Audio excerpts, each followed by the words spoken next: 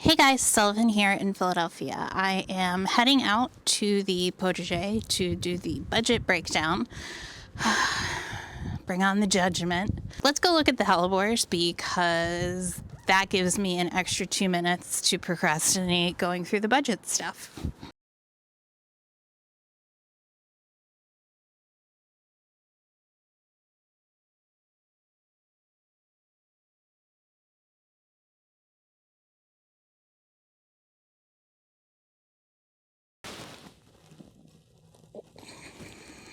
So yeah, it was really nice to look out here the other day and see all the little sparks of color.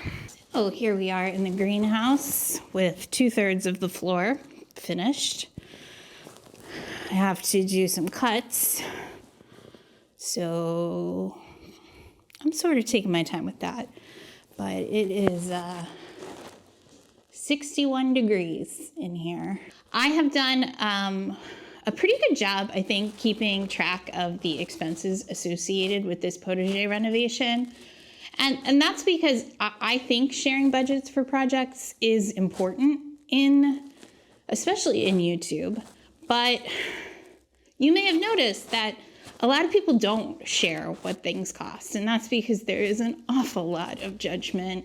The thing is that you gotta take it as information. I'm not telling you this is what you need to spend. I know that there are free and cheap and easier ways to get a vegetable garden, and for that matter, a greenhouse. But these were my choices. If you can take the information in that spirit, I'm certainly not saying that this is the only way to do things.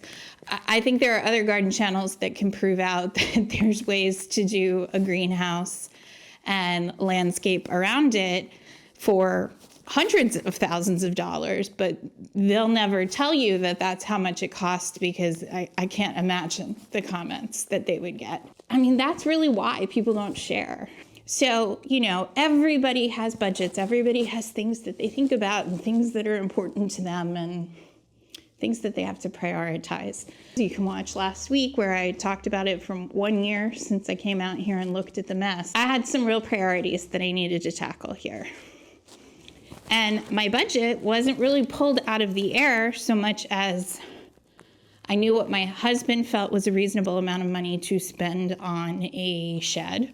Some research, some preliminary research on what the Janssen greenhouses could cost. Obviously, I ended up making some custom modifications, but I had a vague idea. So my initial budget for the 2 buildings was $20,000. And that left me, I had another $5,000 to do the site work and get the foundation and some other things. So let me take you through the list. Starting with the greenhouse, which came to $13,500, and that was delivered. So that came from Belgium to Austin, Texas, and then on freight to Philadelphia. And so that price included the delivery. The reason I'm talking about that is because if you watch Geek Out with me about greenhouses, where I really do a deep dive into everything I learned about greenhouses, there are a few importers that do not include the freight. And with fuel and freight shortages and a lack of truck drivers and all the things that are still happening, freight one of the quotes was like a couple of $4,000 for the freight. So I just want to stress that that's definitely something you want to make sure that you have in your initial quote if shipping is not included. So the 2 biggies: greenhouse, number 1, $13,500, shed, $7,250-ish, maybe just under that.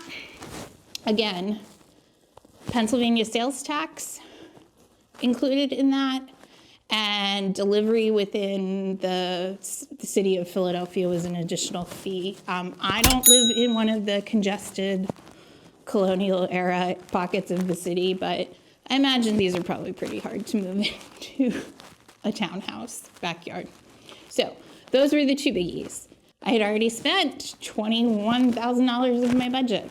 Last week, I mentioned that I had gotten a couple quotes on how much the shed base foundation was going to cost, and I needed that to eventually cover the greenhouse foundation. And they were $2,500 to $3,500. So there, I spent the entire budget if I went that way. For that amount of money, it also didn't cover the possibility that there would be additional excavation. And I guess this is something I didn't touch on last week.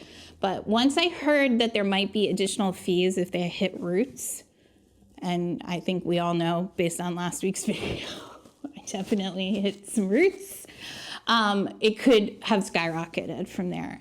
And so that was where having that information, I think, was important in determining what I could do, because as you'll see, as I start to put up the costs associated with putting in the actual foundation myself, the biggest expense was the tractor rental, the bricks, pavers, gravel, sand, etc., all very reasonable. These pavers may be killing my back at 100 plus pounds each, but as you can see, it was $70 for 100 square feet. Landscape fabric, metal edging, gravel, 8th raised bed, 2nd gravel delivery, pavers, gravel, sand, bricks for foundation, trencher, electrical rough, electrical finish, 3 light fixtures,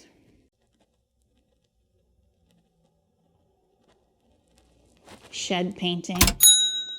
So did I hit my budget? Yes, and then some. I'm over it by this much money because I suspect as I'm recording this, I'm gonna be adding some things to the list. So I'm not going to say it out loud because it's sure to be wrong. So we'll just let Excel tell you what it is. And because I love a good formula in Excel, here's how much percentage over I went. Which, based on renovating this house, which is 100 years old and was in very sorry shape when we bought it, 15 to 20% overage is pretty much standard. And I don't think I would have picked my $25,000 budget if I didn't think that it was probably going to go over by 20%. You just kind of have to plan for contingencies for things. Things that I didn't count on, stump grinding, the trencher. That was almost $500. So much work, but I think, and we really like our electricians, and I think they told me that if they had done it for me, it would have been something like $1,500. So I survived. But, you know, things that I didn't scrimp on, light fixtures. You'll see as I get into the interior furnishings, I spent a couple $100 on, because the floor was so reasonable, but it wasn't my ideal. It's, you know, just gray cement pavers.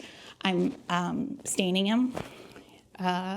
Which you'll see as I finish this over the next few weeks. That might be everything for the 2022 budget. The 2023 budget is covering the greenhouse shelves that I'll be building, that I started painting the wood for those. And I'm doing like a counter with a small sink and faucet in the greenhouse. So those will fortunately be part of the 2023 budget, which is much smaller this year. All right, guys, thank you so much for watching. I hope this was helpful if you're considering your own renovation project. There are less expensive ways to do it. There are way more expensive ways to do it. I hope this helps you figure out what price point and budget you're comfortable with for your projects. I've been filming garden tasks, and I'm hoping that the garden vlog type things, I'm trying to get my weekly videos out on Sundays, and I'm trying to get the garden vlog things out Thursday or Friday. Some of the ranunculus, even the pansies that I sowed early because I didn't want to spend any money on pansies at the garden center this year, they're all ready to come out here.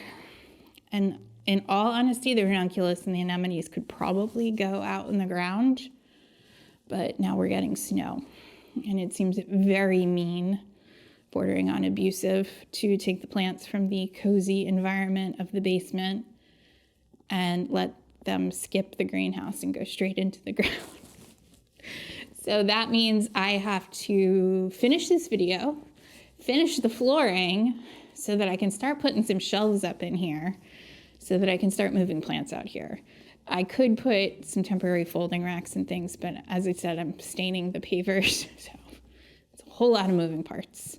Staining a floor requires that you not put too much stuff in there so that you can get it stained completely. So I'm staining and waxing the pavers to make them feel a little more expensive, a little more less gray concrete. So look out for a vlog video, hopefully towards the end of the week, and I'm gonna try to keep up with this Sunday posting schedule. It's not like I'm not doing stuff, it's just kind of hard to do all this stuff and edit the videos. All right, guys, thanks again. I'll see you soon.